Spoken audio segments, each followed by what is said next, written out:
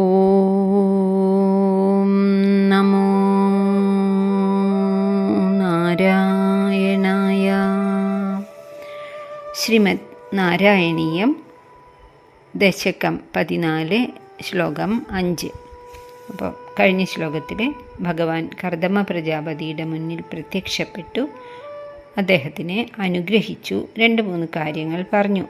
സ്വയംഭുവമനു പുത്രിയായ ദേവഹൂതിയെ കൊണ്ടുവരും, അവളെ അങ്ങ് വിവാഹം കഴിക്കണം, 9 പുത്രിമാരുണ്ടാകും, ഒടുവിൽ താൻ തന്നെ പുത്രനായി ജനിക്കും, അതിനുശേഷം ആത്മസാക്ഷാത്കാരം ഉണ്ടാകും എന്ന് പറഞ്ഞിട്ടാണ് ഭഗവാൻ പറഞ്ഞത്. പിന്നെ എന്താണ് ഉണ്ടായത്? ബിന്ദു സരസ്, ഭഗവാന്റെ ആ ആനന്ദാശ്രു വീണ് അവിടെ ഒരു സരസ് ഉണ്ടായി എന്ന് പറഞ്ഞല്ലോ. മധുരമുള്ള വെള്ളത്തോടു കൂടിയ അമൃതതുല്യമായിട്ടുള്ള ജലം വഹിക്കുന്ന ആ സരസിൻ്റെ തീരത്ത് തപസ് ചെയ്തുകൊണ്ട് വീണ്ടും കർദമ പ്രജാപതി ആ കാലം എന്നാണാവോ എന്ന് വിചാരിച്ച് ഇങ്ങനെ ഇരിക്കുകയാണ്. ആ സമയത്ത് എന്തുണ്ടാകുന്നു? മനു അവിടെ എത്തുന്നു. സ മനു, അതാണ് ശ്ലോകം. സ മനു ശതരൂപയാ മഹിഷ്യ ഗുണവത്യാ സുതയാ ച ദേവഹൂത്യാ ഭവദീരിത നാരദോപദിഷ്ട സമഗാത് കർദമം ആഗതി പ്രതീക്ഷം. സ മനു, ആ സമയത്ത് സ്വയംഭുവ മനു, ബ്രഹ്മദേവൻ്റെ പുത്രനും ഉത്തമ ചക്രവർത്തിയുമായിട്ടുള്ള ആ മനു, ശതരൂപയാ മഹിഷ്യ, ശതരൂപ എന്ന പട്ടമഹിഷിയോട് അല്ലെങ്കിൽ പത്നിയോടും കൂടി, ഗുണവത്യാ സുതയാ ച ദേവഹൂത്യ, അത്യന്തം ഗുണവതിയായ മകൾ ദേവഹൂതിയോടും കൂടി, ഭവദീരിത, ഭഗവാനെ അങ്ങയാൽ പ്രേരിതനായിട്ട് തന്നെ നാരദ മഹർഷി ഉപദേശിച്ചത് പ്രകാരം സമഗാത് എത്തിച്ചേർന്നു, കർദമം, കർദമൻ്റെ ആശ്രമത്തിലേക്ക് എത്തിച്ചേർന്നു, ആഗതി പ്രതീക്ഷം, വരവും കാത്തിരിക്കുക തന്നെയായിരുന്നു കർദമൻ. കാരണം ഭഗവാൻ പറഞ്ഞല്ലോ ഉടനെ അവർ വരുന്നു. ഭഗവാൻ പ്രേരിപ്പിച്ചതനുസരിച്ചിട്ട് തന്നെയാണ് മനുവിനോട് നാരദ മഹർഷി പറഞ്ഞത്. അവർക്ക് 5 കുട്ടികളാണ് ഉണ്ടായിരുന്നത്. പ്രിയവ്രതൻ, ഉത്താനപാദൻ എന്നുള്ള 2 പുത്രന്മാർ, ആകൂതി, പ്രസൂതി, ദേവഹൂതി എന്നുള്ള പെൺകുട്ടികൾ. അതിൽ ആകൂതി എന്ന പെൺകുട്ടിയെ രുചി പ്രജാപതി കല്യാണം കഴിച്ചു. പ്രസൂതിയെ ദക്ഷപ്രജാപതിയും വിവാഹം ചെയ്തു. പിന്നെ ഏറ്റവും ഗുണവതിയായ ദേവഹൂതിക്ക് അതിനനുസരിച്ച ഉത്തമനായിട്ടുള്ള വരനെ കിട്ടണം എന്ന് ആഗ്രഹിച്ചുകൊണ്ട് മനുവും ശതരൂപയും ദേവഹൂതിയെയും കൂടി കൂട്ടിയിട്ട് സ്വർണ്ണരഥത്തിൽ ലോകത്തിങ്ങനെ സഞ്ചരിക്കുകയായിരുന്നു. അപ്പോഴാണ് നാരദ മഹർഷി എത്തിയിട്ട് പറഞ്ഞത്, ഇങ്ങനെ ഭഗവാൻ പ്രേരിപ്പിച്ചതനുസരിച്ച് തന്നെയാണ് എല്ലാം നടക്കുന്നതല്ലോ. ദേവഹൂതി ഗുണവതിയായിട്ടുള്ള തൻ്റെ മകൾക്ക് ഇതാ ഒരാളെ ഭഗവാൻ തീരുമാനിച്ചിട്ടുണ്ട് എന്ന് മനുവിനോട് പറഞ്ഞു. കർദമ പ്രജാപതിയുടെ മഹത്വങ്ങളൊക്കെ പറഞ്ഞു കൊടുത്തപ്പോൾ തീർച്ചയായിട്ടും മഹർഷിയാണെങ്കിലും തപസ്വിയാണെങ്കിലും ശോഷിച്ചവനാണെങ്കിലും ഒക്കെ ഈ മഹർഷി തന്നെ മതി, ഈ കർദമൻ തന്നെ മതി തൻ്റെ മകൾക്ക്, അത് മഹാഭാഗ്യം എന്ന് തന്നെ മനു തീരുമാനിച്ചു. ഭാഗവതത്തിൽ ഈ ഭാഗം പറയണത്, അവിടെ ചെന്ന മനു കണ്ടത് കമലദളങ്ങൾ പോലെ വിടർന്ന കണ്ണുകളും ജീർണിച്ച വസ്ത്രം ധരിച്ചും ജടാധാരിയുമായി മുനി പർണശാലയിലെ പവിത്രമായ യജ്ഞാഗ്നിയിലിരുന്ന് തർപ്പണം ചെയ്തുകൊണ്ടിരിക്കുന്നതാണ്. അദ്ദേഹം മനു എങ്ങനെയായിരുന്നു? സ്വർണ്ണത്തേരിലെ ലോക ചക്രവർത്തിയായിട്ട്, അതേപോലെ മഹാറാണിയായ ശതരൂപയോടും കൂടി അതിഗുണവതിയായിട്ടുള്ള അതിസുന്ദരിയായിട്ടുള്ള മകൾ ദേവഹൂതിയോടും ഒരുമിച്ച് അവിടെ വന്നു ചേരുകയാണ്. രാജാവിന് കർദമനെ കണ്ട ഉടനെ തന്നെ ആ ദിവ്യമായ ശോഭ മനസ്സിലായി. ഭാഗവതത്തിലെ വാക്ക് മലിനം യഥാ അർഹണം അസംസ്കൃതം എന്നാണ്. മണ്ണ് പുരണ്ട് മലിനമായി വേണ്ടതുപോലെ അസംസ്കൃതം, തേച്ചു മിനുക്കപ്പെടാത്ത അർഹണം, രത്നം, അതിവിശിഷ്ടമായ രത്നമാണത് എന്ന് വിവേകിയായിട്ടുള്ള ആ സ്വയംഭുവ മനു തിരിച്ചറിഞ്ഞു.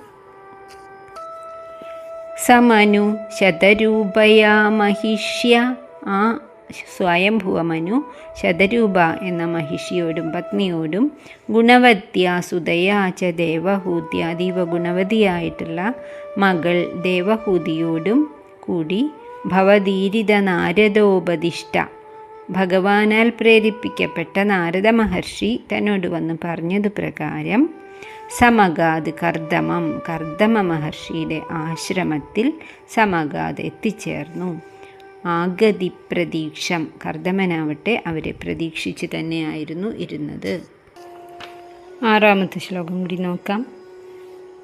തരുണിമാരിൽ രത്നം പോലെ അതിവിശിഷ്ട സ്വഭാവത്തോടു കൂടിയ തൻ്റെ മകളെ കർദമ മഹർഷിക്ക് മനു ദാനം ചെയ്തു.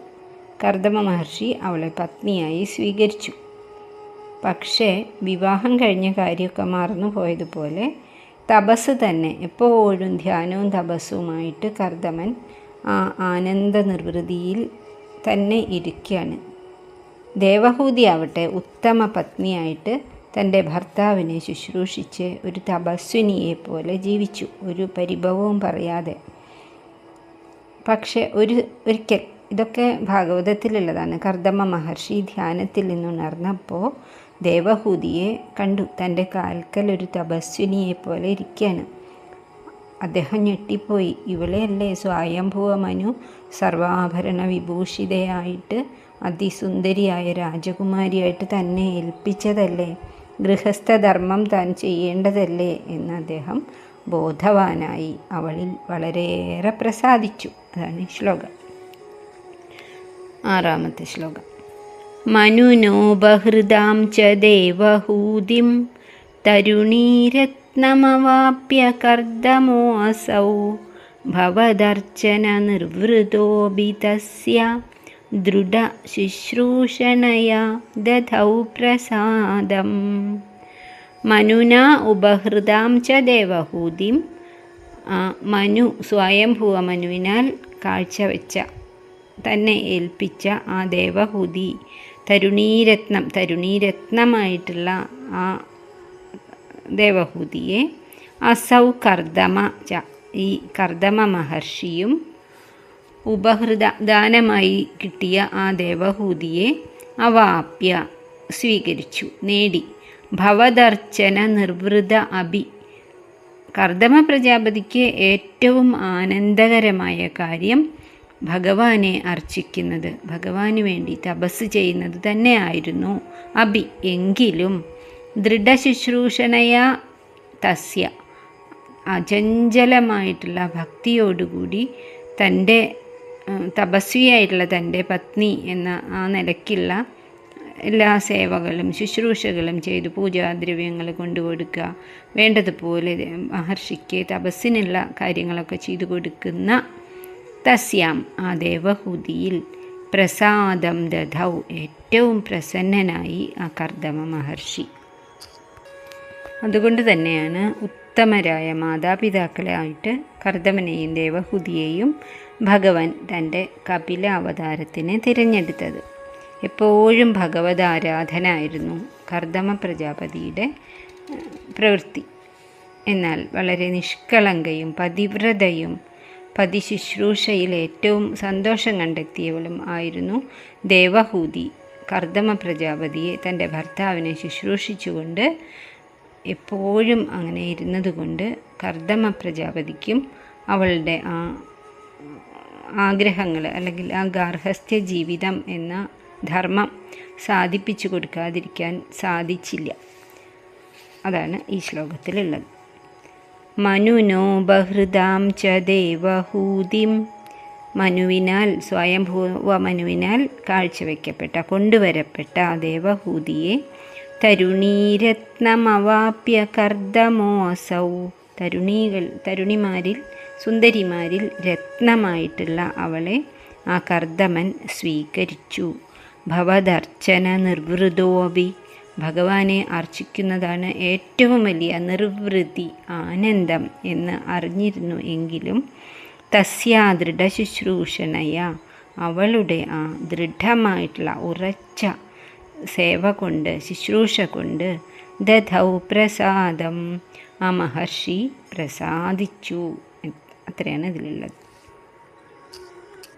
ദേവഹൂതി എന്നുള്ള വാക്കിന് തന്നെ ഒരർത്ഥം പറയാറുണ്ട്.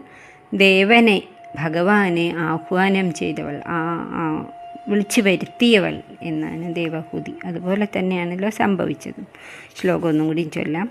മനുനോ ബഹൃദാം ച ദേവഹൂതിം തരുണീരത്നമവാപ്യ കർദമോ അസൗ ഭവദർച്ചന നിർവൃതോപി തസ്യ ദൃഢശുശ്രൂഷണയാ ദധൗ പ്രസാദം. ഓം തത്സത്. സർവം കൃഷ്ണാർപ്പണമസ്തു.